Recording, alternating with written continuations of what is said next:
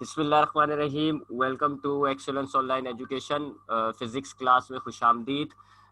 Students, last class में हमने physics में जो चैप्टर नंबर 4 है वो कंप्लीट कर लिया था। चैप्टर नंबर 4 जिसका नाम है मोशन इन 2 डायमेंशन। तो आज की क्लास में हम इस चैप्टर का एक छोटा सा रिव्यू लेंगे, देखेंगे कि हमने इस चैप्टर में क्या क्या पढ़ा और कौन कौन से फॉर्मूले आए थे। फिर इंशाल्लाह नेक्स्ट वीक हम इस चैप्टर के न्यूमेरिकल्स को स्टार्ट करेंगे। इस चैप्टर के न्यूमेरिकल्स भी बड़े काम के होते हैं, एक न्यूमेरिकल लाजमी आता है।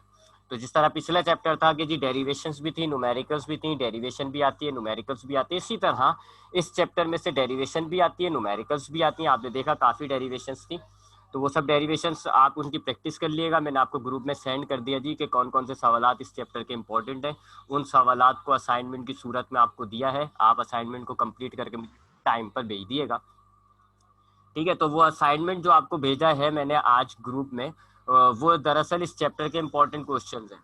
इस चैप्टर की जो डेरिवेशंस आती हैं, जो सवालात आते हैं वो हैं, तो उनको आप उन असाइनमेंट की प्रैक्टिस करिएगा ताकि आपको जो है इसकी डेरिवेशन जो है वो अच्छे तरीके से कंप्लीट हो जाए।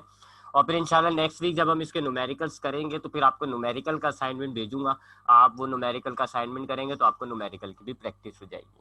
तो हम अपना ये चैप्टर जो है चैप्टर नंबर 4 कंप्लीट कर चुके हैं। आज हम जरा इसको थोड़ा सा एक रिव्यू देखेंगे इसका। चैप्टर नंबर 4 का नाम हमारे पास है जी मोशन इन 2 डायमेंशंस।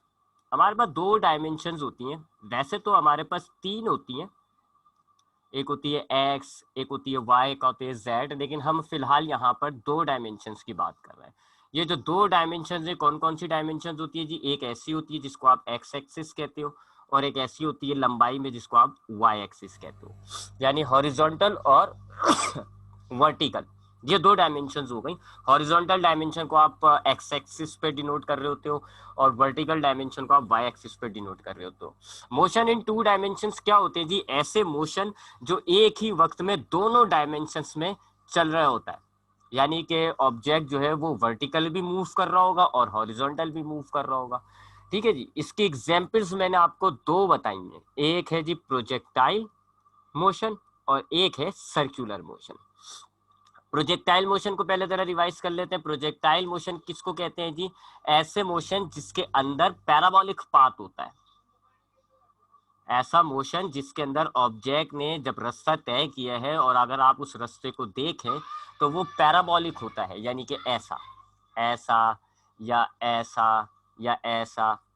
ठीक है, आर्क की तरह का, जो आपने ज्योमेट्री में आर्क लगाते हैं ना, उस आर्क की तरह का जो रास्ता होता है उसको आप कहते हो parabolic path.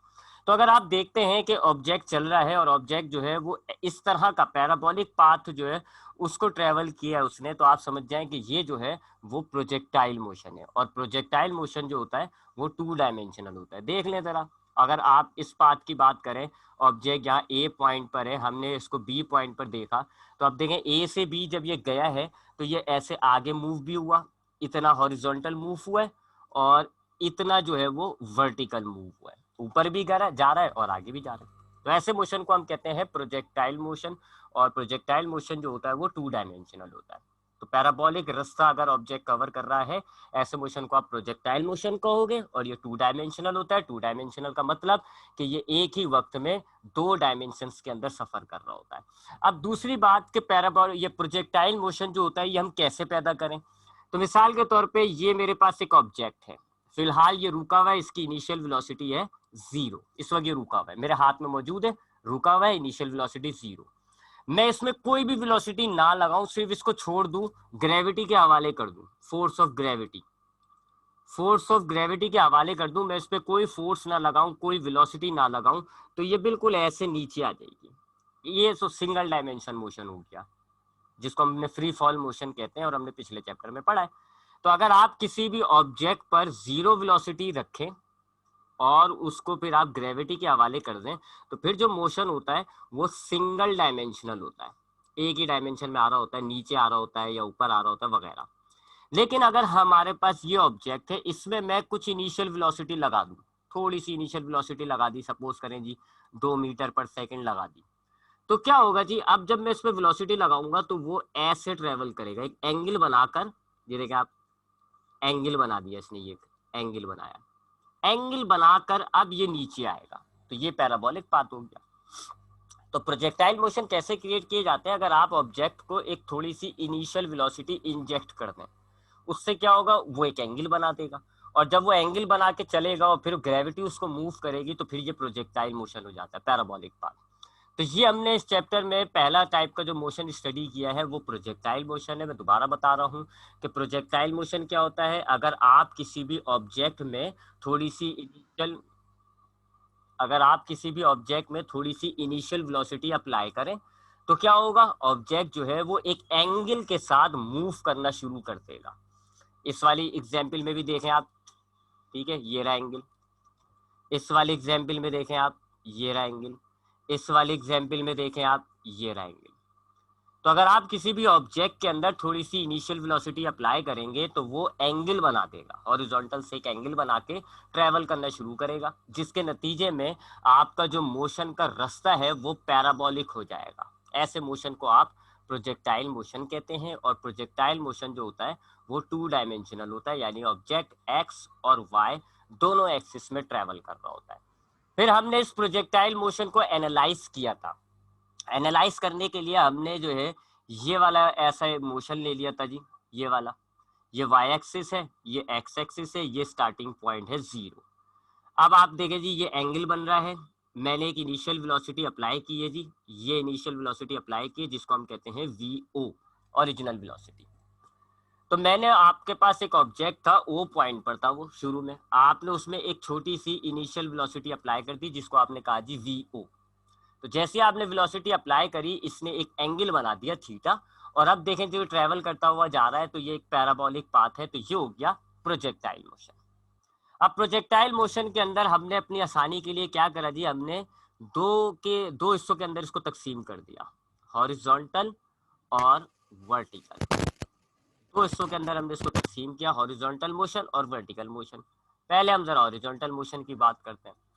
Horizontal motion create होता है, या हॉरिजॉन्टल मोशन पैदा कैसे हो रहा होता है जी, आपकी ये जो ओरिजिनल वेलोसिटी है, एक मिनट जरा मैं ये वेटिंग रूम खत्म कर दूं ना, ताकि बच्चे डायरेक्ट ज्वाइन हो जाए। हाँ, तो मेरे पास क्या है जी, एक ऑब्जेक्ट है, ओ पॉइंट पे था वो ऑब्जेक्ट, इस पॉइंट पर था वो ऑब्जेक्ट। मैंने एक छोटी सी इनिशियल वेलोसिटी अप्लाई करी जी, कितनी, वी ओ। क्या हुआ, उस वेलोसिटी अप्लाई करने की वजह से एक एंगल बन गया जी थीटा। और अब आप देखें जी, ऑब्जेक्ट जो है वो एक पैराबोलिक पाथ बनाकर ट्रेवल कर रहा है। ये हो गया जी प्रोजेक्टाइल मोशन। अब इसको स्टडी करने के लिए हमने क्या करा था जी, हमने जो है मोशन को दो हिस्सों में तकसीम कर दिया था, हॉरिजॉन्टल और वर्टिकल। हॉरिजॉन्टल मोशन कैसा हो जाएगा जी, आपका ये एक्स एक्सिस पे जो मोशन हो रहा है, और वर्टिकल मोशन क्या हो जाएगा, जो आपका वाई एक्सिस पे मोशन हो रहा है। हमने दोनों को अलग-अलग स्टडी किया। पहले हम हॉरिजॉन्टल मोशन की बात करते हैं। हॉरिजॉन्टल मोशन क्रिएट होता है जी वी ओ एक्स की वजह से, horizontal component of the original velocity. ये जो आपके पास ओरिजिनल वेलोसिटी है, आप जानते हैं कि एक वेक्टर जो होता है, ये एक वेक्टर है सपोज करें, तो आप इसको दो कंपोनेंट्स में तोड़ सकते हैं। एक कंपोनेंट होता है ऐसा, हॉरिजॉन्टल कंपोनेंट कहते हो आप उसको, और एक कंपोनेंट होता है जी ऐसा, इसको आप कहते हो वर्टिकल कंपोनेंट, वी एक्स और वी वाई।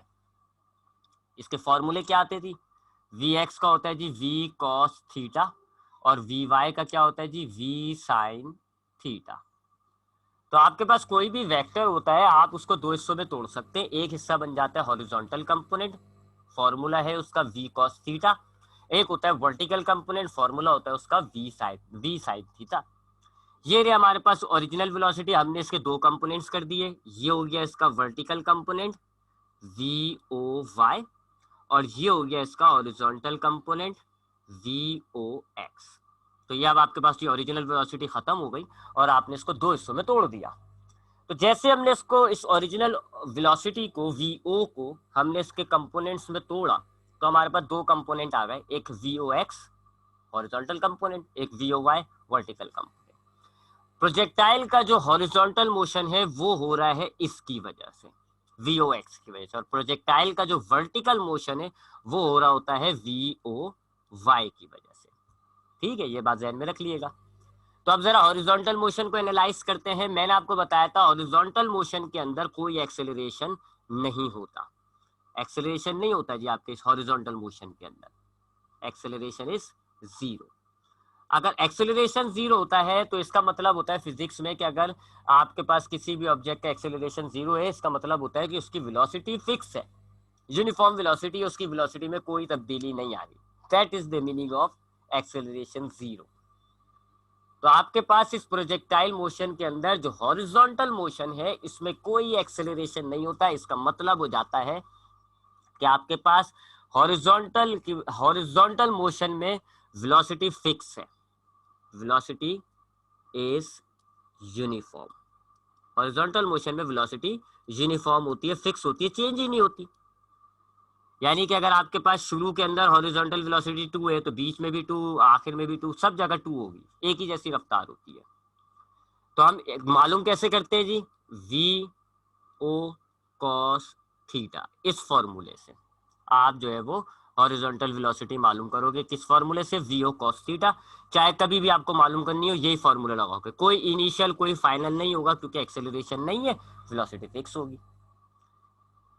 उसके बाद वर्टिकल की बात करते हैं तो वर्टिकल के अंदर जो है एक्सेलरेशन मौजूद होती है जिसको हम कहते हैं जी 9.8।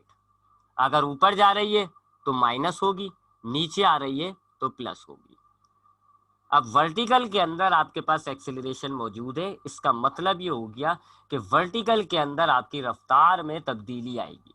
क्या तब्दीली आती है? मैंने ये भी बताया था आपको कि जब प्रोजेक्टाइल आपका ऊपर जा रहा होता है तो आपकी ये जो वी वाई होती है ये कम हो रही होती है, डिक्रीज। और जब प्रोजेक्टाइल नीचे आ रहा होता है तो वी वाई जो है वो इंक्रीज हो रही होती है। हो रही है ना तब्दील? यहाँ पर जो है ये सबसे ज्यादा है। फॉर एग्जाम्पल आहिस्ता आहिस्ता कम होती जाएगी, कम होती जाएगी, हाईएस्ट पॉइंट पर 0 हो जाती है। उसके बाद 0 से फिर ये नीचे का सफर शुरू करता है और आहिस्ता आहिस्ता ये बढ़ना शुरू हो जाती है।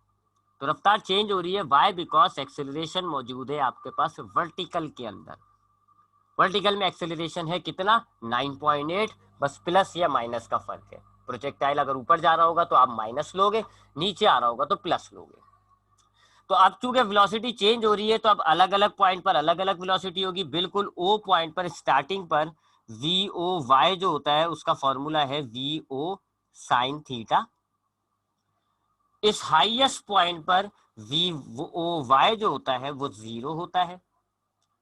और बीच में किसी भी पॉइंट पर आपको चाहिए ना, बीच में किसी भी पॉइंट पर, तो फिर फॉर्मूला आप क्या अप्लाई करोगे? V O Y is equal to V O sine theta plus या माइनस जी टी। ये फर्स्ट इक्वेशन ऑफ मोशन से हमने बनाया था। ठीक है, तो अब हम अगर इसको, ये तो मैंने आपको रिवाइज करा रहा था, अब हम जरा फॉर्मूले देख लेते हैं एक जरा बड़ा सा ड्रॉ करके। तो ये हमारे पास वर्टिकल एक्सिस, ये हमारे पास हॉरिजॉन्टल एक्सिस, ये आपका जो है प्रोजेक्टाइल हो गया। ठीक है जी, ये आपका एंगल आ गया थीटा। ठीक है जी, अब आपके पास ये है ओ। पहले हम हॉरिजॉन्टल की बात करें, हॉरिजॉन्टल की बातें लिख लेते हैं हम नीचे जरा, रेड से लिखेंगे हम। हॉरिजॉन्टल की बात करें तो हॉरिजॉन्टल में एक्सेलरेशन होती है 0। वेलोसिटी कैसे, आप वेलोसिटी लिखोगे कैसे? वी ओ एक्स, ये हॉरिजॉन्टल की वेलोसिटी होती है। मालूम कैसे की जाती है? फॉर्मूला है इसका वी ओ कॉस थीटा। किसी भी पॉइंट पर जब भी आपको, काट दूं, जब भी आपको चाहिए होगी इस फॉर्मूले से आप मालूम करेंगे। इसी तरह वर्टिकल की बात करें तो वर्टिकल के अंदर हमारे पास जो होती है एक्सेलरेशन वो होती है जी, यानी कि 9.8 मीटर पर सेकेंड स्क्वायर। अगर यहाँ पर देखें आप इस तरफ इस डायरेक्शन के अंदर प्रोजेक्टाइल चूंकि ऊपर जा रहा है तो हम जी की वैल्यू, ए की वैल्यू कितनी लेंगे? माइनस। और इस हिस्से के अंदर प्रोजेक्टाइल नीचे आ रहा है तो हम ए की वैल्यू लेंगे प्लस 9.8 मीटर पर सेकेंड स्क्वायर। तो प्रोजेक्टाइल ऊपर जा रहा होगा, आप एक्सेलरेशन लोगे माइनस 9.8, नीचे आ रहा होगा तो लोगे प्लस। अब वर्टिकल वेलोसिटी की बात करें तो इस ओ पॉइंट पर, इस पॉइंट पर वी वाई आकर आपको मालूम करना है, फॉर्मूला होगा वी ओ साइन थीटा। इस बिल्कुल हाईएस्ट पॉइंट पर अगर आपको वी वाई मालूम करना है तो वो मालूम करने की जरूरत नहीं है, कितनी होती है? 0।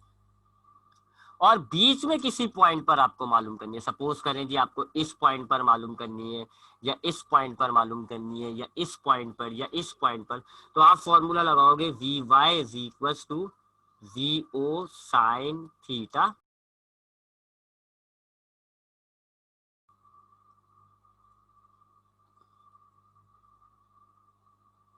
देख लिएगा जी, आ रही है ना। हाँ कहाँ गया ये डायग्राम, आगे पीछे हो गई। हाँ जी, तो वी वाई की हम बात कर रहे थे। स्टार्टिंग पॉइंट पर वी वाई हमें मालूम करनी है, फॉर्मूला होगा V O sine theta. Highest point पर वी वाई होता है 0, और बीच के किसी पॉइंट पर अगर आपको वी वाई मालूम करना होगा तो फॉर्मूला होगा वी ओ साइन थीटा। इस तरफ जो है वो माइनस हो जाएगा, इस तरफ प्लस, इधर होगा माइनस जी टी।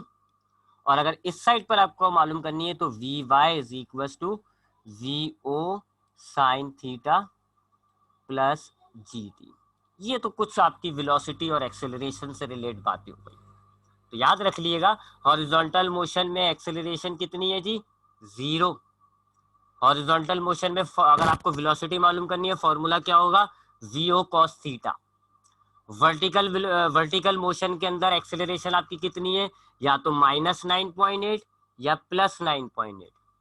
और वर्टिकल मोशन के अंदर वेलोसिटी कितनी होती है जी, हाईएस्ट पॉइंट पर 0, स्टार्टिंग पॉइंट पर वी ओ साइन थीटा, और बीच के किसी पॉइंट पर V O sine theta minus या प्लस जी टी। ये तो होती है जी वेलोसिटी और एक्सेलरेशन से रिलेटेड बातें। अब आते हैं डिस्टेंस से रिलेटेड बात। तो ये जो डिस्टेंस होता है जहां पर वी वाई 0 हो रहा है, ये वी वाई जहां पर 0 होता है, इस डिस्टेंस को आप कहते हो height, H. H for height. Height क्या होता है जी, हाइट जो होती है वर्टिकल मैक्सिमम डिस्टेंस होता है, यानी आपका प्रोजेक्टाइल लंबाई में सबसे हाईएस्ट किस पॉइंट पर जा रहा है। या दूसरी जबान में अगर हम बोलें तो वी वाई 0 हो रहा होता है, ऐसे डिस्टेंस को आप कहते हो हाइट। और हाइट का फॉर्मूला हमने ड्राइव किया था, क्या था जी, V O square sine square theta upon 2g। ये हमने फॉर्मूला ड्राइव किया था, ये हाइट मालूम करने का फॉर्मूला है। इसी तरह रेंज मालूम करने का फॉर्मूला, पहली बात रेंज क्या होता है जी, हॉरिजॉन्टल मैक्सिमम डिस्टेंस, यानी कि ये सारा, ये जो है इसको आप कहते हो रेंज। तो वर्टिकल लंबाई में हाईएस्ट डिस्टेंस हाइट कहलाता है, और हॉरिजॉन्टल हाईएस्ट डिस्टेंस जो है वो रेंज कहलाता है। और रेंज का जो फॉर्मूला हमने ड्राइव किया है ये भी, और वो होता है जी आपके पास V O square sine 2 theta divided by G. ये दोनों हाइट और रेंज के फॉर्मूले हमने ड्राइव किए हैं, तो जरा जहन में रखिएगा, अक्सर बच्चा कंफ्यूज होता है हाइट क्या होती है, रेंज क्या होता है। वर्टिकल हाईएस्ट डिस्टेंस हाइट कहलाएगा, हॉरिजॉन्टल हाईएस्ट डिस्टेंस रेंज कहलाएगा। हाइट का फॉर्मूला है V O square sine square theta divided by 2g, और रेंज का फॉर्मूला होता है V O square sine 2 theta divided by g। और टाइम अगर आपको मालूम करना है तो टाइम का फॉर्मूला होगा V O sine theta divided by g। ये तीन फॉर्मूले हमने ड्राइव किए थे, बनाए हैं ये फॉर्मूले, एक ये वाला, एक ये वाला, और एक ये रेंज वाला। ठीक है जी, ये प्रोजेक्टाइल मोशन हो गया। तो प्रोजेक्टाइल मोशन क्या होता है, एक 2 डायमेंशनल मोशन है।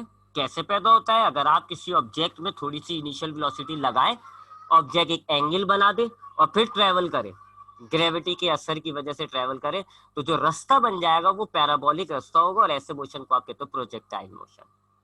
प्रोजेक्टाइल मोशन में वेलोसिटी आप एक लगा रहे हो वी ओ, लेकिन उसके दो कंपोनेंट हो जाते हैं, एक हॉरिजॉन्टल कंपोनेंट, एक वर्टिकल कंपोनेंट। हॉरिजॉन्टल कंपोनेंट आपके प्रोजेक्टाइल को आगे लेके जा रहा है, वर्टिकल कंपोनेंट आपके प्रोजेक्टाइल को ऊपर और फिर नीचे ला रहा है।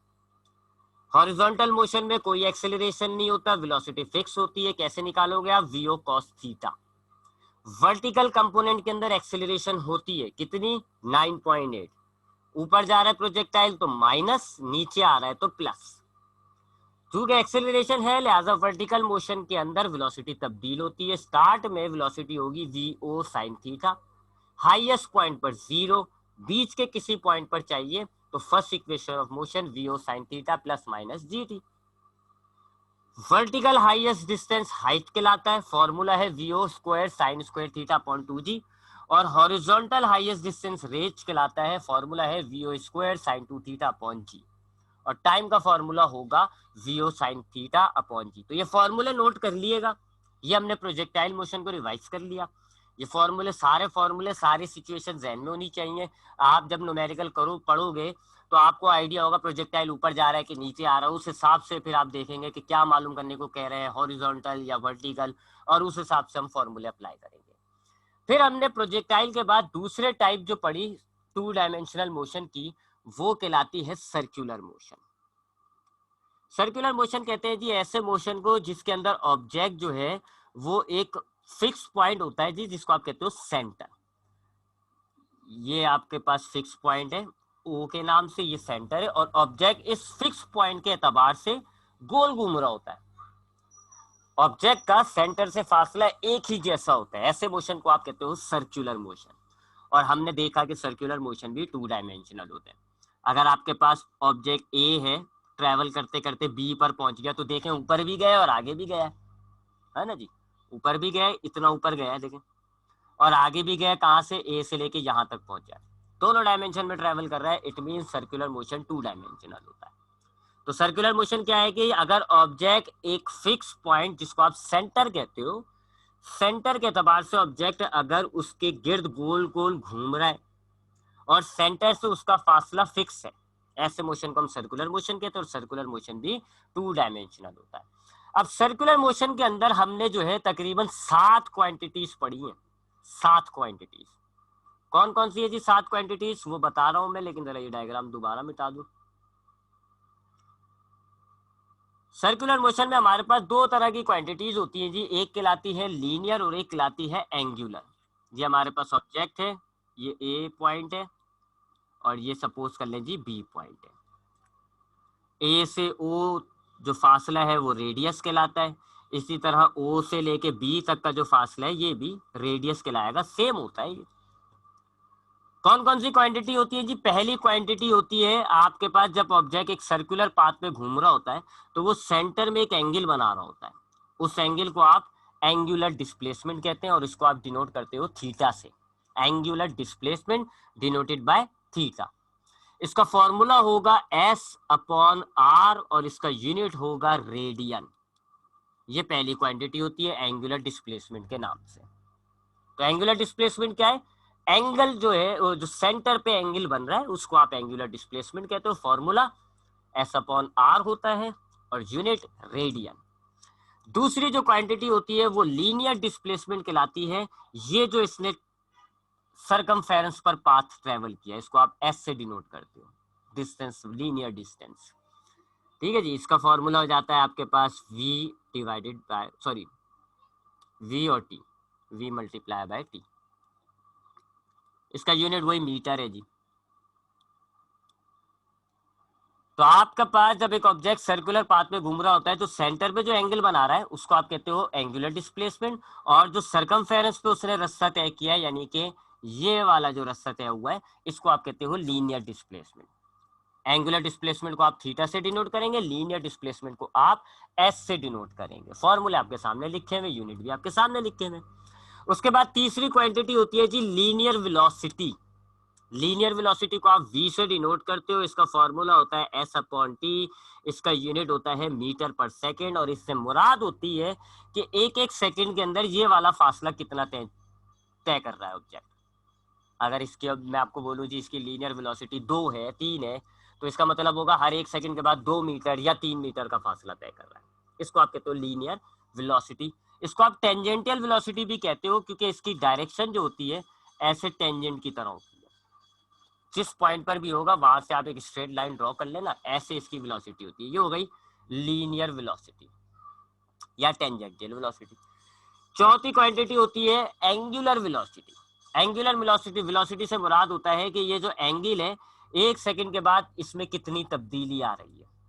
मिसाल के तौर पे अगर इस ऑब्जेक्ट की एंगुलर वेलोसिटी 2 रेडियन पर सेकंड है, इसका मतलब होगा हर एक सेकंड के बाद 2 रेडियन का एंगल बढ़ता जाएगा। अगर एंगल 2 है तो 4 हो जाएगा, 4 है तो 6 हो जाएगा, 6 है तो 8 हो जाएगा। तो हर एक सेकंड के बाद एंगुलर डिस्प्लेसमेंट में कितनी तब्दीली आ रही है इसको आप कहते हो एंगुलर वेलोसिटी। ओमेगा से आप इसको डिनोट करते हो और इसका फॉर्मूला होता है थीटा अपॉन टाइम।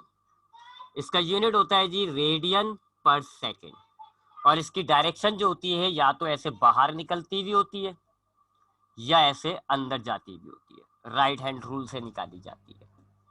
4 क्वांटिटी हो गई, linear distance, angular distance, linear velocity, angular velocity. उसके बाद पांचवी क्वांटिटी होती है एक्सेलरेशन। पांचवी क्वांटिटी जी लीनियर एक्सेलरेशन। लीनियर एक्सेलरेशन क्या होता है कि ये जो आपकी लीनियर वेलोसिटी है, ये जो ए है, इसकी ये जो लीनियर वेलोसिटी है, अगर इसके मैग्नीट्यूड में तब्दीली आए, यानी ये इसका नंबर बढ़ता रह रहा है या कम हो रहा है, यानी कि वेलोसिटी 2 है, 1 सेकंड के बाद 4 हो गया, फिर 1 सेकंड के बाद 10 हो गया, फिर 3 हो गया, यानी इसके मैग्नीट्यूड में अगर तब्दीली आ रही है, तो फिर एक्सेलरेशन जो पैदा होता है उसको आप कहते हो लीनियर एक्सेलरेशन। इसका फॉर्मूला होता है वही v/t। इसका यूनिट वही होता है जी आपका मीटर पर सेकंड स्क्वायर। डायरेक्शन इसकी बिल्कुल ऐसी होती है, टेंजेंट की तरह। छठी क्वांटिटी जो आ जाती है उसको आप कहते हो एंगुलर एक्सेलरेशन। अल्फा से आप इसको डिनोट करते हैं। इसका फॉर्मूला होता है delta omega upon delta T, और इससे मुराद होता है 1 सेकंड में इस एंगुलर वेलोसिटी में कितनी तब्दीली आ रही है। थोड़ा सा मिक्सअप हो जाता है ये, इसलिए जरा इसको हम थोड़ा सा, अगर हम इसको ऐसे देखें तो देखें आपके पास एंगल जो बन रहा है ना, सेंटर पे जो एंगल बन रहा है उसको आप कहते हो एंगुलर डिस्टेंस। इसके अंदर अगर तब्दीली आती है, चेंज आ रहा होता है, तो आप कहते हो जी एंगुलर वेलोसिटी। और अगर एंगुलर वेलोसिटी में तब्दीली आ रही होती है तो आप कहते हो एंगुलर एक्सेलरेशन। इसी तरीके से ये जो आर्क है आपका, ये वाला आर्क, इसको आप कहते हो लीनियर डिस्टेंस। हर 1 सेकंड के बाद इसमें कितनी तब्दीली आ रही है उसको आप कहते हो लीनियर वेलोसिटी। और अगर आपकी लीनियर वेलोसिटी में तब्दीली आ रही होती है तो उसको आप कहते हो लीनियर एक्सेलरेशन। तो ये एंगुलर क्वांटिटीज है, ये लीनियर क्वांटिटीज है, एक से दूसरी बनी हुई होती है। ठीक है, तो फॉर्मूला आपके सामने लिखे हुए, ये एंगल का फॉर्मूला है, ये एंगुलर वेलोसिटी का है, ये एंगुलर एक्सेलरेशन का है। इसका यूनिट जो होता है वो रेडियन पर सेकंड स्क्वायर होता है। ठीक है जी। 6 क्वांटिटी के बाद मैंने आपको कुछ डेरिवेशंस कराई थी। क्या डेरिवेशन कराई थी कि जी हमारे पास ये कुछ हमने जो है ऐसी 2 इक्वेशंस ड्राइव की थी, जिनसे हमने, एक तो ये वाली है जी v is equal to R omega, और एक ये है जी a is equal to R alpha. इन दो को देखें तो लीनियर और एंगुलर वेलोसिटी लिंक हो रही है, ये लीनियर, ये एंगुलर वेलोसिटी। और इस फॉर्मूले को देखें तो आप लीनियर और एंगुलर एक्सेलरेशन लिंक हो रहा है। तो ये भी बड़े काम के फॉर्मूले हैं दो, ये भी याद रख लिएगा। इनकी डेरिवेशन भी आती है, वो मैंने आपको करा दी थी।